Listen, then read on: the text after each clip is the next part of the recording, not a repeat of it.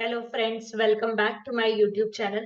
आज आपला जो टॉपिक आहे understand town planning in next 30 days मध्ये डे 8.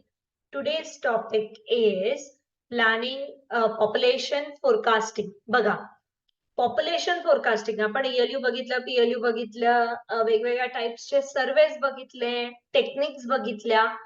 याच्यात सगळ्यात मोठा रोल असेल तर तो आहे पॉप्युलेशन फोरकास्टिंगचा. कारण की unless and until we can not forecast the population, तोवरच तुम्हाला कळणार नाही की कोणत्या प्रकारच्या अम्युनिटीज, इन्फ्रास्ट्रक्चर या सगळ्या गोष्टी कशा प्रोव्हाइड करायला पाहिजे आणि कितपत प्रोव्हाइड करायला पाहिजे. So the most important aspect is population forecasting. आता what is mean by population forecasting? फोरकास्टिंगचा अर्थ काय होतो? To make the prediction for the future. Future साठी प्रेडिक्शन करणं. सो फ्युचर मध्ये त्या पर्टिक्युलर प्लेस मध्ये किती पॉप्युलेशन वाढणार आहे, कमी होणार आहे, काय होणार आहे, that is future prediction of that population is non as population forecasting.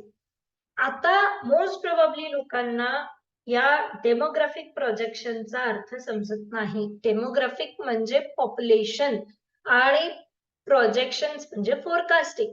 So demographic projections म्हणजे पॉप्युलेशन फोरकास्टिंग.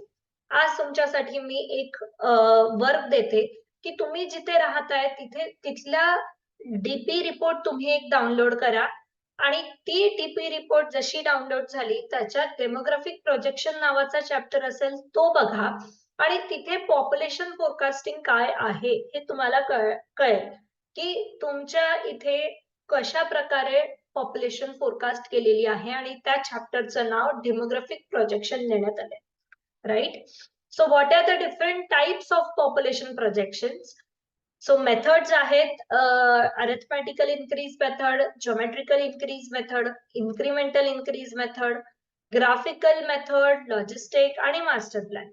अशा प्रकारे वेगवेगळ्या मेथड्सनी आपण पॉप्युलेशन प्रोजेक्शन काढू शकतो. So the first is arithmetical increase method. सगळ्यात मोठा प्रश्न हा आला की मी कोणत्या प्लेसला कोणती मेथड वापरू किंवा एवढ्या साऱ्या मेथड आहे, मी या सगळ्यांचा ऍव्हरेज आउट करून माझ्या सिटीला वापरू का? तर answer is no. Every method is having their own peculiarities. जसं अरिथमेटिकल इन्क्रीज मेथड मध्ये ही मोठ्या शहरांसाठी आणि जुन्या शहरांसाठी आहे का? कारण की याच्यात एक कॉन्स्टंट रेट ऑफ ग्रोथ आहे. So the rate of population growth is nearly constant. Hence large and old city साठी अरिथमेटिकल इन्क्रीज मेथड वापरल्या जातं आणि याने जी पॉप्युलेशन निघते ती by this method is the lowest of all. सगळ्यात कमी पॉप्युलेशन. ऑब्विसली बघा कसं लक्षात ठेवणार आहे, पण अरिथमेटिकल इन्क्रीजने लोएस्ट निघतं. ऑब्विसली लोएस्ट निघालं म्हणजे खूप जास्त ग्रोथ नाहीये, म्हणजे ती ओल्ड आणि लार्ज सिटी असेल म्हणून. So this is how the arithmetical increase method कुठे वापरल्या जाते. Geometrical increase method. The percentage increase in a population from the decades remains constant. म्हणजे प्रत्येक वर्षी डिकेड्सला तो पर्सेंटेज इन्क्रीज कॉन्स्टंट असतो. ही हायर व्हॅल्यू घेते. हेन्स कशाला वापरल्या जाऊ शकतं की जी रॅपिडली ग्रोईंग सिटी आहे, यंग अँड रॅपिडली ग्रोईंग सिटीला आपण हे वापरतो, पण only for the few decades हे वापरू शकतो, कारण की त्याच्यानंतर ती सिटी ओल्ड व्हायला लागेल, लार्ज व्हायला लागेल. Correct. The next is incremental increase method. ही मॉडिफिकेशन, जी फर्स्ट मेथड होती आपली अरिथमेटिकल इन्क्रीज, त्याची ही मॉडिफिकेशन आहे. ही ऍव्हरेज स्मॉल साईज टाउनला अंडर अ नॉर्मल कंडिशन ही आपण मेथड वापरू शकतो. The incremental increase is determined for each decade for the past years आणि तीच आपण करंट पॉप्युलेशनला लावतो. So this is an modification for arithmetical increase method.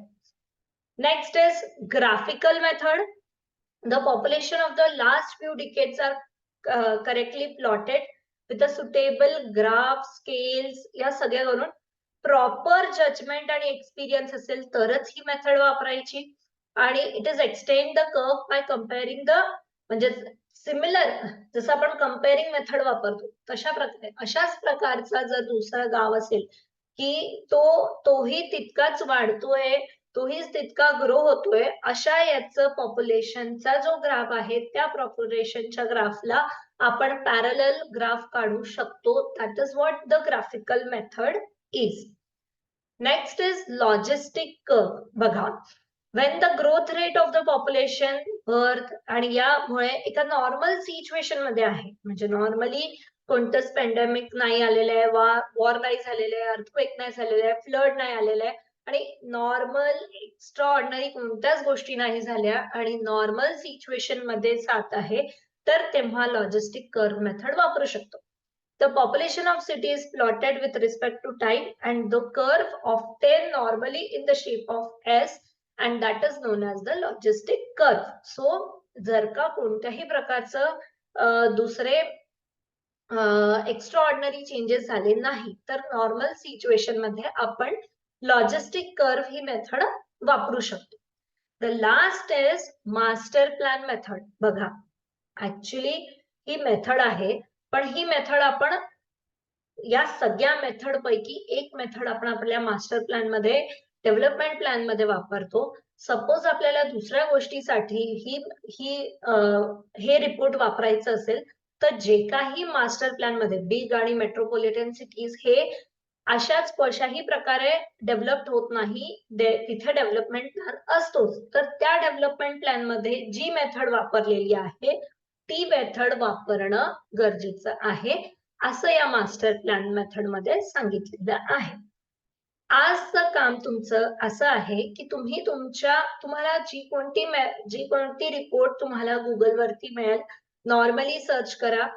तुम्हाला पुणे, मुंबई, नैना या सगळ्यांच्या डीपी रिपोर्ट्स इझिली अवेलेबल आहे त्यांच्या म्युनिसिपल काउन्सिल कॉर्पोरेशनच्या वेबसाईटला. ती जाऊन डाउनलोड करून तुम्ही बघा की पॉप्युलेशन प्रोजेक्शन मध्ये, डेमोग्राफिक प्रोजेक्शन मध्ये कोणती मेथड वापरली गेलेली आहे आणि ती का वापरली गेलेली आहे ती पण खाली लिहिलेली आहे. अशाच प्रकारच्या अजून व्हिडिओज तुम्हाला पाहायला मिळतील एज्युफेस्ट अकॅडमीच्या ऍपवर. अजूनही माझ्या चॅनलला तुम्ही सबस्क्राईब आणि लाईक केलं नसेल तर प्लीज लाईक आणि सबस्क्राईब करा. थँक्यू. Thanks a lot.